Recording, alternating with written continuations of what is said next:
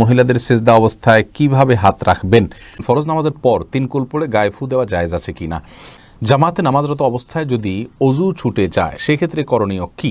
ফরজ সালাত একা পড়লে কি একামত দেওয়া লাগবে এবং কেরাত কি জোরে জোরে পড়া লাগবে? গর্ভবতী মহিলার সাথে লোহা এবং ম্যাচ রাখে, এটা কতটা সঠিক? কাপড়ে রক্ত লাগলে নামাজ হবে? নামাজে দুনিয়াবি চিন্তা আসলে কি করা? মাসিক অবস্থায় আজানের জবাব দেওয়া যাবে কি না? কেউ যদি জামাতে গিয়ে ইমাম রুকুতে থাকা অবস্থায় তাকবীরে তাহরিমা বাঁধে কিন্তু সানা পড়তে পড়তে ইমাম রুকু থেকে উঠে যায়, তাহলে কি সেই রাকাত পেয়েছে বলে গণ্য হবে? বিবাহবার্ষিকী সেলিব্রেট করা যাবে কিনা, করলে গুনাহ হবে কিনা? দাড়ি কাটা ইমামের পিছনে নামাজ পড়া যাবে কিনা? ইস্তেঞ্জার পর ঢিলা অথবা টিস্যু ব্যবহার কি বাধ্যতামূলক? অজু থাকা অবস্থায় যদি কোনো খারাপ কিছু সামনে চলে আসে তাহলে কি অজু ভেঙে যাবেন? কোনো বিষয়ের সত্য বা মিথ্যা যাচাইয়ের জন্য কোরআন স্পর্শ করা যাবে কিনা? চুল বিক্রি করে সেটা সৎ কাজে দান করা যাবে কি না? অজুর পানি গামলায় ধরে টয়লেটের প্যানে ঢালা যাবে কি না? হাতে কলমের কালি থাকলে কি অজু হবে? মৃত বাবার নামে হজ বা উমরা করা যাবে কিনা? করা গেলে মৃত বাবা হজ বা উমরা সওয়াব পাবে কিনা? পুরুষের নখে মেহেদি দেওয়া জায়েজ আছে কিনা? কসম বা দোহাই কি এক? আল্লাহ ছাড়া কি কারো নামে দোহাই দেওয়া যাবে? অনেকে পীরের দোহাই দেয়, এটা কি শিরক? মৃত্যু দিবসে কোরআন খতম দেওয়া সম্পর্কে ইসলামের বিধান কি? নামাজের মধ্যে সূরা মনে মনে পড়া যাবে কিনা, নাকি ঠোঁট নাড়িয়ে পড়তে হবে, বা নিজের সূরা কেরাতের সময় নিজে শুনতে হবে কি? একাকী নামাজের কথা বলছি। চলুন তাহলে আর দেরি না করে আপনাদের প্রশ্নগুলোর উত্তর দেওয়ার আলোকিত ভবনে আমরা প্রবেশ করি।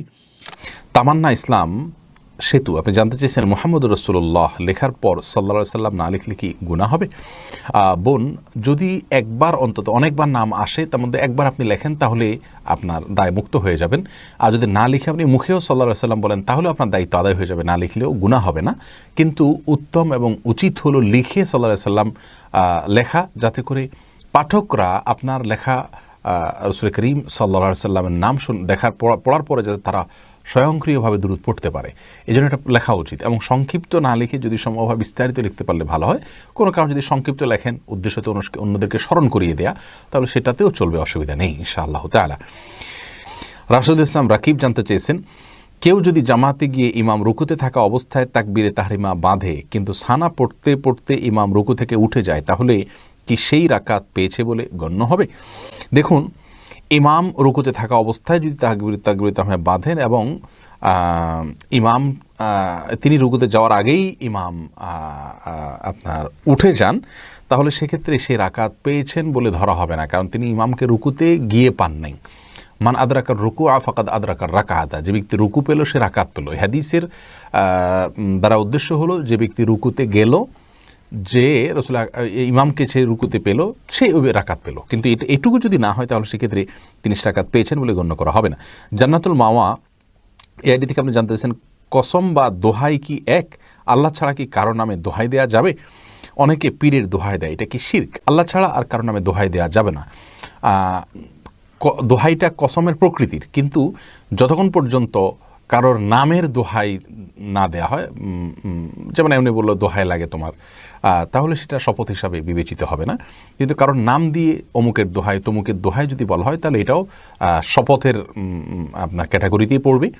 আর রাসূল করিম সাল্লাল্লাহু আলাইহি ওয়াসাল্লাম স্পষ্টভাবে জানিয়েছেন, মান আরাদা আন ইয়াহলিফা ফালিয়াহলিফ বিল্লাহি আও লিয়াসমুত, যে ব্যক্তি হলফ করতে চায়, শপথ করতে চায়, সে যেন আল্লাহর নামে শপথ করে অথবা চুপ থাকে। অর্থাৎ চুপ থাকা ছাড়া আপনার তিনি যদি শপথ করতে গিয়ে অন্য কারোর নামে শপথ করেন তাহলে সেটা শিরক হবে, শিরক আসগর হবে। এই জন্য অন্য কারোর নামে শপথ করা উচিত নয়, গুনাহের কথা। দোহাইটা যদি অন্য কারোর নাম দিয়ে দেয় তাহলে সেটাও এক প্রকার শপথ হলো, এটা উচিত নয়। কবির আহমেদ আপনি জানতে চেয়েছেন, মৃত্যু দিবসে কোরআন খতম দেওয়া সম্পর্কে ইসলামের বিধান কি? ভাই কবির, মৃত্যু দিবসে কোরআন খতম দেওয়ার কোনো নির্দেশ ইসলাম আমাদেরকে দেয়নি, বরং আপনার মৃত্যু দিবস পালনেরও কোনো বিশেষ কোনো পদ্ধতি পালন করতে হবে এরকম কোনো নির্দেশ ইসলাম আমাদেরকে দেয়নি। মানুষের মৃত্যুবরণ করেছেন, এরপরে সেটাকে মাথায় রেখে মেনশন করে সেই বছরটাকে প্রতি বছর একবার করে যে কোনোভাবে হোক উদযাপন করা, এই শিক্ষাটাই ইসলাম দেয়নি আমাদেরকে। আমরা সারা বছর মৃত্যুর জন্য সাধারণভাবে দোয়া করব, তার জন্য করণীয় কাজগুলো করব, এটাই হলো ইসলামের শিক্ষা। সুলতান মাহমুদ মিল্টন জানতে চেয়েছেন, স্ত্রীকে দেশে রেখে কতদিন স্বামী প্রবাসে থাকতে পারে? অনেক আলেম বলেন 4 বা 6 মাসের অধিক সময় স্ত্রীর কাছে থেকে দূরে থাকলে বউ তালাক হয়ে যায়। আবার অনেকে বলেন গুনাহ হবে, এই কথাটি কি হাদিস দ্বারা প্রমাণিত?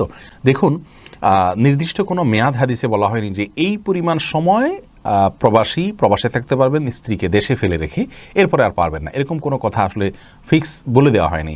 ওমর রাদিয়াল্লাহু তাআলার একটি উক্তি থেকে 4 মাসের সময়ের কথা অনেকে বলেন যে 4 মাসে বেশি থাকা যাবে না, এর কম থাকা যাবে। আসলে এটা ভ্যারি করে স্ত্রীর এবং তার অবস্থার উপরে।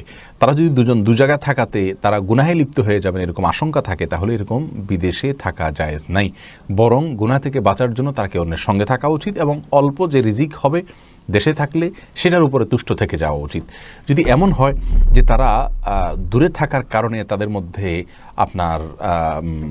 এক ধরনের গুনাহের প্রবণতা চলে আসতে পারে, তারা অপরাধে লিপ্ত হয়ে যেতে পারে, এরকম যদি হয় তাহলে সে অবস্থায় তাদের জন্য এটা জায়েজ নাই, সম্পূর্ণ হারাম। তাহলে আমরা জানলাম যে প্রবাসীর জন্য প্রবাসে থাকার নির্দিষ্ট কোনো মেয়াদ ইসলাম বলে দেয়নি, তবে তার স্ত্রী এবং তিনি উভয়ে গুনাহ থেকে যতদিন বাঁচতে পারবেন ততদিন তারা থাকতে পারবেন।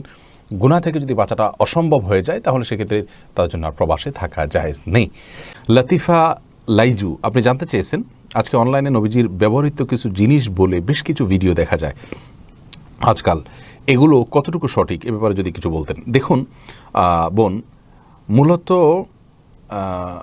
রাসূল করিম সাল্লাল্লাহু আলাইহি ওয়াসাল্লামের ব্যবহৃত জিনিসপত্র সংরক্ষিত রয়েছে অমুক জাদুঘরে, বিশেষ করে তার পাগড়ি, তার পাগড়ি, জুব্বা, লাঠি, এই জাতীয় যে ছবিগুলো আমাদের দেশে ঘুরে বেড়ায় অনলাইনে অফলাইনে, সেগুলো সম্পূর্ণই ভুয়া। এই পাগড়ির মানে চেহারা সুরত এবং এই জামার চেহারা সুরত দেখে বোঝা যায় এটা আধুনিক বিশ্বে তৈরি করা, এটা রাসূল আকরাম সাল্লাল্লাহু আলাইহি ওয়াসাল্লামের যুগের নয়। তাছাড়া রাসূল করিম সাল্লাল্লাহু আলাইহি ওয়াসাল্লামের কোনো আসবাবপত্র সংরক্ষিত থাকলে সেটি সংরক্ষণের যদি কোনো ইতিহাস সংরক্ষিত থাকে তাহলে সেক্ষেত্রে সেটি আমরা বিশ্বাস করব, তা নাহলে এটা নিয়ে আমরা বিশ্বাস করব না। এবং এটা যদি কেউ বিশ্বাস করেও তার সাথে কিছু আসে যায় না, কিন্তু বিশেষ করে কিছু আসবাবপত্র ঘরে টানিয়ে রাখা হয় রাসূল আকরাম সাল্লাল্লাহু আলাইহি ওয়াসাল্লামের ব্যবহৃত মনে করে এবং বরকতের জন্য, এই জায়গাগুলো আমাদের সংশোধনী আনা উচিত। আসলে রাসূল করিম সাল্লাল্লাহু আলাইহি ওয়াসাল্লামের কোনো জায়গা, কোনো পণ্য, কোনো কিছু এটাকে যদি এরকম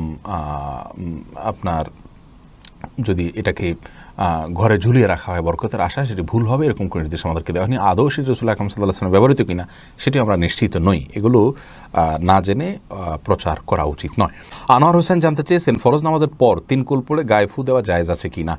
দেখুন, 3 কুল পড়ে গায়ে ফু দেওয়ার বিষয়টি জায়েজ রয়েছে এবং হাদিস দ্বারা প্রমাণিত। আমাদের প্রিয় নবী সাল্লাল্লাহু আলাইহি ওয়াসাল্লাম সকাল সন্ধ্যা, বিশেষ করে রাতে 3 কুল পড়ে ফু দিয়ে শোয়া, এটা তার থেকে প্রমাণিত, বিধায় এটা করা যেতে পারে। প্রত্যেক নামাজের পরে এটা করতে বলেনি, নামাজের পরে 3 কুল একবার করে পড়তে হবে, কিন্তু পড়ে গায়ে ফু দেওয়ার নির্দেশ নাই। কিন্তু ট্রিটমেন্ট হিসাবে, চিকিৎসা হিসাবে কেউ যদি জিনের বা অন্য কোনো সমস্যাগ্রস্ত মনে করেন তাহলে সেক্ষেত্রে তিনি এটা অবশ্যই করতে পারেন ইনশাআল্লাহ বিইذনিল্লাহ, অসুবিধা নেই। রুকিয়া হিসাবে করতে পারেন, তবে সুন্নাহ নয়।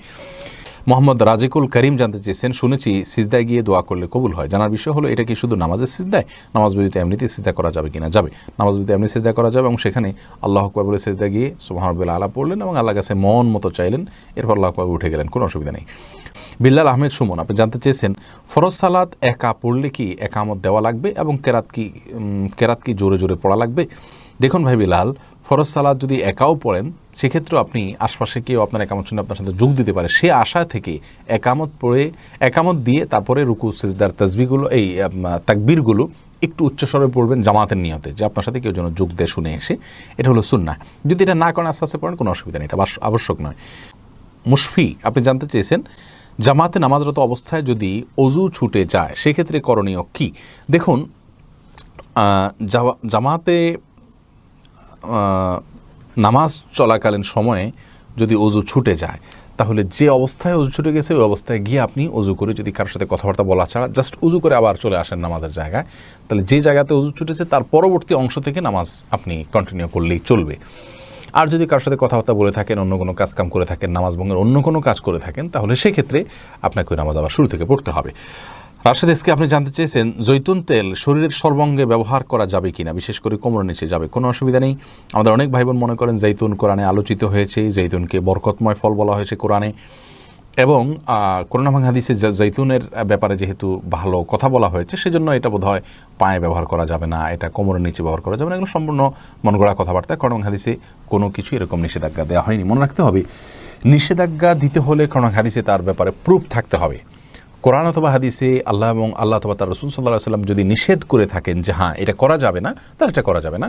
মা আতাকুমুর রাসূলু ফাখুযু মা নাহাকুম আনহু ফান্তাহু, আমাদেরকে রাসূল করিম সাল্লাল্লাহু আলাইহি ওয়াসাল্লাম যা দিয়েছেন সেটা গ্রহণ করতে হবে, আর যা বর্জন করতে বলেছেন তা বর্জন করতে হবে। বিধায় মন গড়া কোনো কিছু করা যাবে না। এরপরে তা অতএব জাইতুনের তেল এটা যে কোনো জায়গায় ব্যবহার করতে পারবেন। জালাল উদ্দিন জানতে চেয়েছেন জুমার নামাজ পড়তে না পারলে কি পরে জামাত করে পড়তে পারবো? পারলে নিয়ম কি? জুমার নামাজ যদি কোনো কারণে আপনার ছুটে যায় তাহলে সেক্ষেত্রে পরবর্তীতে জোহরের নামাজ আদায় করবেন, আর জুমার জন্য আর কোনো জামাত আপনি করবেন না। আবু হাইল আপনি জানতে চেয়েছেন সকালবেলা দোকান খোলার পর কোন সূরা পড়লে রিজিকে বরকত আসে বলবেন কি? আসলে ভাই এরকম কোনো বিশেষ কোনো সূরা নাই যে সূরাটা পাঠ করলে রিজিকে বিশেষ বরকত আসে, বরং বিসমিল্লাহ বলে যে কোনো কাজ শুরু করলে সেখানে আল্লাহ বরকত দান করেন। আল্লাহর নাম নিয়ে শুরু করলে, জিকিরের সাথে শুরু করলে এবং হালাল উপায়ে সে কাজটা সমাধান করলে ইনশাআল্লাহ তাআলা বারাকা দান করবেন। শরীফুল ইসলাম জানতে চেয়েছেন ওযুর পানি গামলায় ধরে টয়লেটের প্যানে ঢালা যাবে কি না? যাবে, কোনো অসুবিধা নেই। ওজুর পানি যে টয়লেট প্যানে ঢালা যাবে না এমন কোনো কথা নেই, বরং নষ্ট হওয়ার চাইতে গামলায় ধরে টয়লেট প্যানে পরিষ্কারের কাজে ব্যবহার করলে সেটা ভালো। মহিউদ্দিন আমিন রশিদ আপনি জানতে চেয়েছেন রিশাদ আপনি জানতে চেয়েছেন আমাদের দেশে মাইক বাজিয়ে কোরআন পড়া হয়, এটা কতটা সঠিক? এটা মোটেও সঠিক কাজ না। কোরআনে কারীম দিয়ে কাউকে বিরক্ত করা যাবে না। লা তুমিল্লা বিহাদাল কোরআন, বিভিন্ন সাহাবায়ে কেরাম নির্দেশ করেছেন, আব্দুল্লাহ ইবনে মাসউদ রাদিয়াল্লাহু তাআলা অনেক সাহাবায়ে কেরাম নির্দেশ করেছেন যেন কোরআন দিয়ে মানুষকে বিরক্ত করা না হয়। তো মাইক দিয়ে কোরআন তেলাওয়াত করে মানুষের বিরক্তির কারণ হবে, কষ্টের কারণ হবে, অনেক অসুস্থ থাকতে পারে, ছোট মানুষ, ঘুমের মানুষ থাকতে পারে, তাদের কষ্ট হতে পারে, এরকম করাটি জায়েজ নয়। আর তাছাড়া কোরআন তেলাওয়াত করলে সেটা শুনতে হয়। ওয়াইদা কুরিয়াল কোরআন ফাসতামিউ লাহু আনসিতু লাআল্লাকুম তুরহামুন, আল্লাহ বলেছেন কোরআন যখন তেলাওয়াত করা হয় তখন তোমরা চুপ থাকো এবং শুনো, কিন্তু মাইকে যখন তেলাওয়াত করবেন তখন চুপ থাকা শোনা হবে না। এরপরে সাইফুল শরীফ আপনি জানতে চেয়েছেন বিয়ের পর কাবিনের টাকা কমানো যাবে কি না? দেখুন, বিয়ের পরে কাবিনের যে টাকা সেটা যদি স্ত্রী কমিয়ে দিতে চান স্বেচ্ছায়, তিনি যদি কম নেন সেটা তার জন্য জায়েজ আছে। আল্লাহ বলেছেন তিনি যদি কিছু ছাড় দেন ফাকুলু হানিয়াম মারিয়া, তাহলে সেক্ষেত্রে তোমরা সেটা খেতে পারো, ভক্ষণ করতে পারো, ভোগ করতে পারো। আর যদি তাকে প্রেশার দিয়ে বা সিস্টেমে ফেলে এটা করা হয় তাহলে সেটা জায়েজ নাই। আর উভয় পক্ষ মানে একে অন্যের সাথে বোঝাপড়া করে কমানো এটাও জায়েজ নাই, এটা মেয়ের অধিকার। বিয়ের পরে চুক্তি হয়ে গেলে এরপর আর উভয় পক্ষের এখানে কিচ্ছু নাই। মেয়ে যদি নিজে থেকে স্বেচ্ছায় খুশি হয়ে ছাড় দেন সেটা তার ব্যাপার সম্পূর্ণ। কে এম সজল জানতে চেয়েছেন পুরুষের নখে মেহেদি দেওয়া জায়েজ আছে কিনা? উত্তর হলো এটি উচিত নয়। মেহেদি এটা পুরুষরা না মেয়েরা ব্যবহার করবেন। রাসূল করিম সাল্লাল্লাহু আলাইহি ওয়াসাল্লাম একবার এক মহিলার হাতে কিছু দিচ্ছিলেন, তিনি বললেন যে এটা মহিলার হাত নাকি পুরুষের হাত না এটা? তখন বললেন ইয়া রাসূলুল্লাহ মহিলার হাত। তখন বললেন যে মহিলার হাত কিন্তু মেহেদি নাই কেন? তার মানে মেহেদি দিবেন মহিলার হাত, এটা সুন্নাহ এবং এটা ভালো। আর সাজগোজ এটা মেয়েদের জন্য, পুরুষরা এক্সট্রা কালার করে সাজগোজ করা এটা পুরুষদের জন্য অনুমোদিত নয়। মোহাম্মদুল্লাহ সিমন আপনি জানতে চেয়েছেন অসুস্থতার জন্য হজে না যেতে পারলে তা দিয়ে কি মসজিদ নির্মাণ করলে হজের সওয়াব হবে? উত্তর হলো না, কোনো অবস্থাতেই না। আপনি অসুস্থতার জন্য যেতে না পারলে আপনি টাকা দিয়ে অন্য কাউকে পাঠাবেন, কিন্তু মসজিদ নির্মাণ করা ভিন্ন সওয়াবের কাজ, ভালো কাজ, কিন্তু এর ফলে হজের সওয়াব হবে না বা হজের দায় থেকে আপনি মুক্ত হবেন না। এরপরে রাবেয়া আখন্দ আপনি জানতে চেয়েছেন মাসিক অবস্থায় আজানের জবাব দেওয়া যাবে কি না? বোন রাবেয়া, মাসিক অবস্থায় আপনি আজানের জবাব দিতে পারবেন, কোনো অসুবিধা নেই। মাসিক অবস্থায় নির্দিষ্ট কিছু কাজ করা যাবে না, আর যে কোনো ইবাদত করা যাবে। আজানের জবাব দিতে নিষেধ কোথাও বলা হয়নি, যে আপনারা দিতে পারবেন। জান্নাত জানতে চেয়েছেন অসুস্থতার জন্য কি ব্যাঙের গোস্ত খাওয়া জায়েজ আছে? ব্যাঙের গোস্ত খেলে অসুস্থতা সেরে যাবে এরকম অনেক কুসংস্কার আমাদের মধ্যে রয়েছে, এই সমস্ত কুসংস্কারকে আমলে নেওয়া জায়েজ নাই। তবে যদি বৈজ্ঞানিকভাবে এটি প্রমাণিত হয়, গবেষণার মাধ্যমে প্রমাণিত হয় যে হ্যাঁ ব্যাঙের গোশতের ভিতরে এমন কোনো উপাদান আছে যেটাতে আপনার চিকিৎসা আছে এবং হালাল অন্য কোনো উপাদানে আপনি চিকিৎসা খুঁজে পাচ্ছেন না, তাহলে সেক্ষেত্রে এটা দিয়ে আপনি চিকিৎসা গ্রহণ করতে পারবেন। এটা হলো বৈজ্ঞানিকভাবে প্রমাণিত হওয়া সাপেক্ষে। কিন্তু আমাদের গ্রামাঞ্চলে বিশেষ করে অনেকে এই কাজগুলো করেন, এগুলো কোনো প্রমাণ সাপেক্ষে না, সম্পূর্ণ কুসংস্কার থেকে, যার কারণে এগুলো জায়েজ নেই। এমডি রেজাউল করিম জানতে চেয়েছেন গোপন ইবাদত বইয়ের সাথে শেয়ার করা যাবে কি না? দেখুন, বইয়ের সাথে শেয়ার করার বিশেষ কোনো কারণ না থাকলে তার সঙ্গে শেয়ার করা উচিত না। শুধুমাত্র আপনার রবকে, আল্লাহ রাব্বুল আলামিনকে আপনি শেয়ার করবেন, স্ত্রীকেও শেয়ার করবেন না, তাকেও বলবেন না। হ্যাঁ, যদি আপনি কোনো কারণে আপনি স্ত্রীকে শেয়ার করার মাধ্যমে তাকে উদ্বুদ্ধ করতে চান অথবা বিশেষ কারণে বলতে হয়, সেটা ভিন্ন কথা, সেটা জায়েজ আছে ইনশাআল্লাহ বিইذনিল্লাহ। তবে কিছু ইবাদত আমাদের থাকা উচিত যেগুলো কেউ জানেন না, আমার স্ত্রীও জানেন না, আমার আল্লাহ রাব্বুল আলামিনের সাথে আমার বিশেষ সম্পর্ক শুধু আমি এবং আমার আল্লাহ জানেন। এরকম কিছু ইবাদত, কিছু নেকামল এরকম রাখা উচিত। আল্লাহ আমাকে আপনাকে সেই তৌফিক দান করুন। ইউসুফ মৃধা, আপনি জানতে চেয়েছেন মৃত বাবার নামে হজ বা উমরা করা যাবে কিনা, করা গেলে মৃত বাবা হজ বা উমরা সওয়াব পাবে কিনা। অবশ্যই তিনি হজ উমরা সওয়াব পাবেন, তার পক্ষ থেকে হজ উমরা করা যাবে, করলে তিনি সওয়াব পাবেন, কোনো অসুবিধা নাই। আমরা লাইভের শুরুর দিকেই বলেছি, এক ব্যক্তি তার মায়ের পক্ষ থেকে হজ করার ব্যাপারে, উমরা করার ব্যাপারে নবী সাল্লাল্লাহু আলাইহি ওয়াসাল্লামের কাছে অনুমতি চেয়েছেন। তিনি জিজ্ঞেস করেছেন, ইয়া রাসূলুল্লাহ আফাহুজ্জু আনহা, আমার মা মারা গেছেন, তার পক্ষ থেকে আমি হজ করবো কিনা। নবী সাল্লাল্লাহু আলাইহি ওয়াসাল্লাম নাম বলে তাকে উত্তর দিচ্ছেন, হ্যাঁ তুমি করতে পারো, অতএব আমরা করতে পারেন, অসুবিধা নেই। ইসমাইল মেহশওয়ারি, আপনি জানতে চেয়েছেন জুমার নামাজের জন্য কয়বার আজান দিতে হবে। 2 বার আজানই সাহাবা একরাম থেকে চলে আসছে, উম্মাহ এটাকে গ্রহণ করেছে, উম্মার সব ওলামা একরাম কোনো যুগে কেউ ইনকার করেননি। সম্প্রতি কিছু ভাইরা এটা নিয়ে কথা তুলেছেন, সেই কথা গ্রহণযোগ্য নয়। সালমা খাতুন জানতে চেয়েছেন, হাতে কলমের কালি থাকলে কি অজু হবে? হয়ে যাবে। কলমের কালি এটা আমাদের শরীরের উপর আলাদা প্রলেপ তৈরি করে না যে যার ফলে অজু হবে না। তবে এরকম বিশেষ কোনো কলম যদি থাকে যে কলম আলাদা আস্তর তৈরি হয়, খোঁচালে উঠা যায়, চামড়ার উপর আলাদা বসে যায়, তাহলে সেক্ষেত্রে সেটা অবশ্যই দূর করতে হবে। আসানুল হক মিলন জানতে চেয়েছেন, নামাজের মধ্যে সূরা মনে মনে পড়া যাবে কি না, নাকি ঠোঁট নাড়িয়ে পড়তে হবে, বা নিজের সূরা কেরাতের সময় নিজে শুনতে হবে কি, একাকী নামাজের কথা বলছি। দেখুন, নিজের সূরা নিজে এতটুকু আওয়াজে পড়বেন যে ঠোঁট নড়ে, তাহলেই হবে। নিজে শুনতে পারলে ভালো, এটুকু যথেষ্ট। কিন্তু ঠোঁট যদি না নড়ে, হালকা আওয়াজ তো হবেই, যেটা নিজের কানে একটু হলেও আওয়াজ আসবে, এটুকু যদি না হয় তাহলে সেক্ষেত্রে নামাজ আদায় হবে না। সাউদা বিনতে ফাতমি, আপনি জানতে চেয়েছেন বিবাহবার্ষিকী সেলিব্রেট করা যাবে কি না, করলে গুনাহ হবে কি না। এটা যেহেতু বিশেষ কোনো ধর্মের মানুষদের থেকে আসছে তা নয়, বরং সারা পৃথিবীতে ট্রেন্ড হিসাবে চলছে। এটাকে যদি কেউ ঘরোয়াভাবে নিজস্বভাবে জাস্ট একজন একজনকে উইশ করলো বা স্মরণ করলো, একটু ভালো লাগে কাজ করলো, তাদের এটুকুর মধ্যে সীমাবদ্ধ থাকে, কোনো অসুবিধা নেই। কিন্তু এখান থেকে অনেক অনাচার, অনেক পর্দাহীনতা এবং অনেক বাজে দিক এর সৃষ্টি হয়ে যায়। এই জন্য এগুলো যতটা অ্যাভয়েড করা যায় ততটা ভালো। রিয়াদ মাহমুদ জানতে চেয়েছেন, চুল বিক্রি করে সেটা সৎ কাজে দান করা যাবে কি না। ভাই রিয়াদ মাহমুদ, চুল বিক্রি করে সৎ কাজে দান করলে জায়েজ হবে না, কারণ আপনার শরীরের কোনো অংশ বিক্রি করা জায়েজ নাই। আপনার শরীরের অংশগুলো বিক্রি করার জন্য আল্লাহ রাব্বুল আপনাকে অনুমোদন দেননি, যার কারণে এটার মালিক আপনি না যে আপনি বিক্রি করে দিবেন। তবে হ্যাঁ, কাউকে দান করে দিতে পারেন, জিনিসটাই গোটা দান করে দিতে পারেন, কিন্তু বিক্রি করতে পারেন না। এরপরে মাহফুজ মুন্না জানতেছেন, অনলাইনে ভিডিওর মাধ্যমে বিয়ে করা যাবে কি না। যাবে, তবে এক্ষেত্রে সঠিক পদ্ধতি হলো তাওকিল বা উকিল বানানো। অর্থাৎ আপনি দূরে আছেন, তাহলে মেয়ের কাছে আপনি একজন উকিল পাঠাবেন যে আমি অমুক মেয়ের সাথে আপনি আমাকে বিবাহ পড়িয়ে দিন, বা আমার পক্ষ থেকে আপনি কবুল করে নিন। তখন তিনি আপনাকে বিয়ে করাবেন ওই মেয়ের সাথে আপনার প্রতিনিধি হিসাবে, এবং এভাবে বলবেন, আমি অমুকের প্রতিনিধি হিসাবে আপনার মেয়েকে বিয়ের প্রস্তাব করছি। ব্যাস, এভাবে যদি হয় সেটা হলো সঠিক পদ্ধতি। এইটার পাশাপাশি যদি ভিডিও হয় তাহলে সেটা আরও ভালো হয়। এ আফ্রিদি জানতে চেয়েছেন, অজু থাকা অবস্থায় যদি কোনো খারাপ কিছু সামনে চলে আসে তাহলে কি অজু ভেঙে যাবে? না, ওটা দেখলে যে অজু ভেঙে যাবে এমন কোনো কথা নয়। খন্দকার দিনা জানতে চেয়েছেন, গর্ভপাতের কতদিন পর নামাজ আদায় করা যাবে। বোনদিনা, গর্ভপাতের পর যতদিন পর্যন্ত ব্লিডিং হবে, সেই ব্লিডিংটা যদি আপনার গর্ভপাতের পরে 40 দিন পর্যন্ত সর্বোচ্চ হয়, তাহলে এই কয়দিন নামাজ পড়বেন না, তারপর নামাজ পড়বেন। আর যদি তার কম হয় তাহলে যতদিন হয় তারপরে ব্লিডিং বন্ধ হয়ে গেলে তখন তাই নামাজ পড়বেন। মোহাম্মদ আরিফুর রহমান জানতেছেন, দাড়ি কাটা ইমামের পিছনে নামাজ পড়া যাবে কি না। এটা নিয়ে মতো পার্থক্য আছে। ইমাম আবু হানিফা রাহিমাহুল্লাহর মতে ফাসেক দাড়ি কাটা ইমাম, তার পিছনে নামাজ পড়া মাকরুহ হবে। আর আরব উলামা ইকরামের মতে ইমাম নেককার হোক বদকার হোক এটা আমাদের দেখার বিষয় নাই, বরং সল্লু খালফা কুল্লি বাররিন ওয়া ফাজিরিন, নেককার হোক বদকার হোক সকলের পিছনে যতক্ষণ পর্যন্ত তার কেরাত বিশুদ্ধ আছে, নামাজের মৌলিক মাসালাতে কোনো ত্রুটি করছেন না জানেন, তাহলে তার পিছনে নামাজ পড়লে নামাজ হয়ে যাবে। এরপরে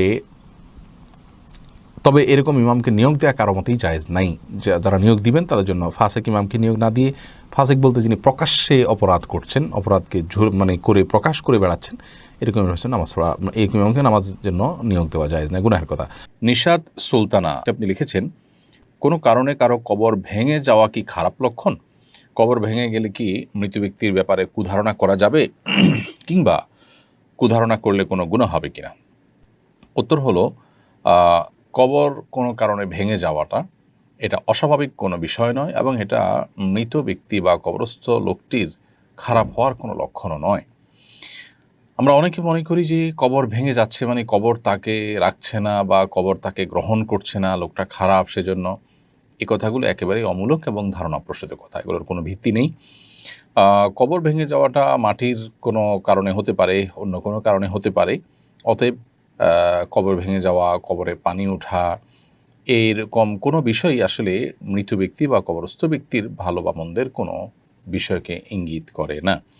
বিধায় শুধুমাত্র কারো কবর ভাঙতে দেখে বা ভাঙা কবর দেখে বা কবরে পানি উঠেছে এটা দেখে ওই মৃত ব্যক্তি সম্পর্কে কুধারণা করলে সেটি গুনাহ হবে।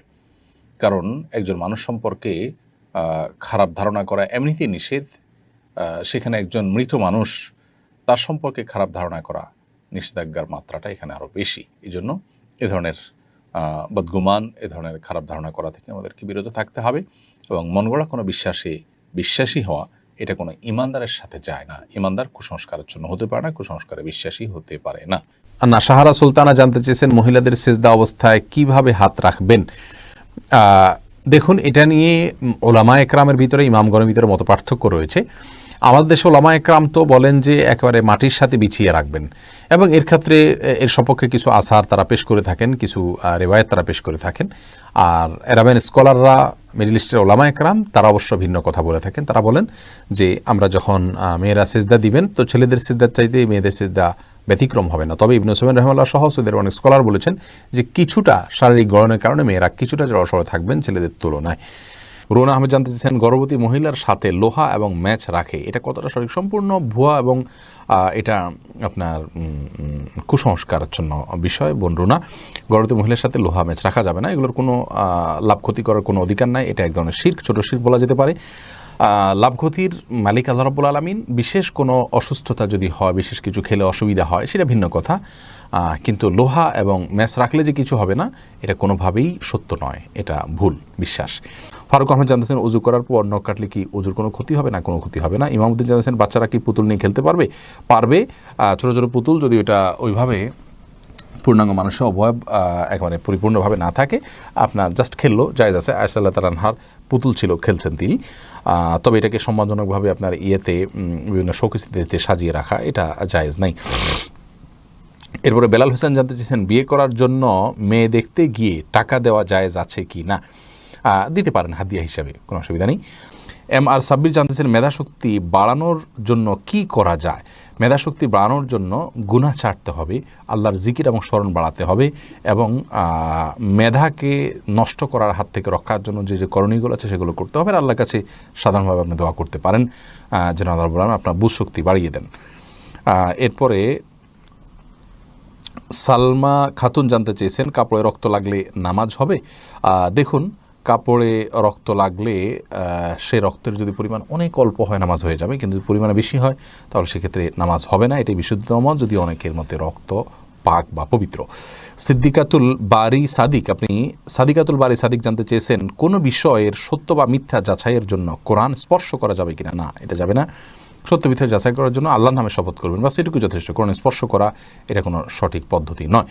ওয়াহিদুর রহমান রাফি জানতে চেয়েছেন আজানের আগে সালাতু সালাম দেওয়া কতটুকু সুন্নাহ সম্মত? সম্পূর্ণ বিদআত। আজানের আগে সালাতু আসসালামু আলাইকা রাসূলুল্লাহ এরকম বলা অনেক অঞ্চলে এটার প্রচলন রয়েছে, এগুলো জায়েজ নেই। আজানের আগে এরকম কোনো কথা বলার জন্য কোরআন হাদিস আমাদেরকে নির্দেশ দেওয়া হয়নি। ইবাদতের মধ্যে নতুন কোনো সংযোজন অথবা বিয়োজন এটি পরিত্যাজ্য, এটি বিদআত। হাফিজুর রহমান জানতে চেয়েছেন ইস্তেঞ্জার পর ঢিলা অথবা টিস্যু ব্যবহার কি বাধ্যতামূলক? যেহেতু আপনাকে পেশাব থেকে পবিত্র হতে হবে, অতএব এটা বাধ্যতামূলকই বলা যায়। আপনি যদি কোনোভাবে কোনো কিছুতে আপনি এটা না মুছছেন অথবা না ধোন, তাহলে সেক্ষেত্রে পাক হওয়াতে কোনো রাস্তা থাকলো না, আপনার কাপড় চোপড় না পাক হয়ে যাবে, যার কারণে এটাকে আমরা বাধ্যতামূলকই বলতে পারি।